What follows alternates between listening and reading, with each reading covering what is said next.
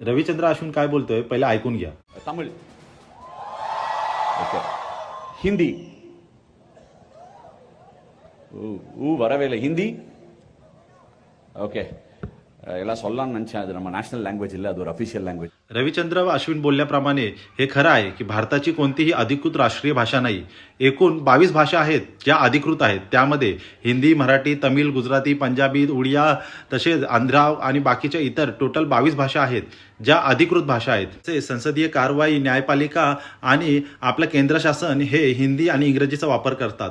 तसेच प्रत्येक राज्य हा तिकडची स्वतःची भाषा वापरतो आणि त्याचप्रमाणे आपण ह्याचा मागचा इतिहास समजून घेऊयात. 1946 मध्ये घटना समितीने 11 जणांची राष्ट्रीय भाषा उपसमिती स्थापन केली होती आणि ह्या उपसमितीमध्ये 11 जणांपैकी 8 जणांनी संस्कृत भाषेला मत दिले होते. त्यामध्ये डॉक्टर बाबासाहेब आंबेडकरांनी संस्कृत भाषेला मत दिलं होतं. हां, मी हे पुन्हा बोलत आहे. डॉक्टर बाबासाहेब आंबेडकरांनी संस्कृत भाषेला ह्या देशाची राष्ट्रीय भाषा असली पाहिजे ह्यासाठी मतदान केलं होतं. तसेच महात्मा गांधी यांनी हिंदी भाषेसाठी आणि नेहरू यांनी इंग्रजी भाषेसाठी मतदान.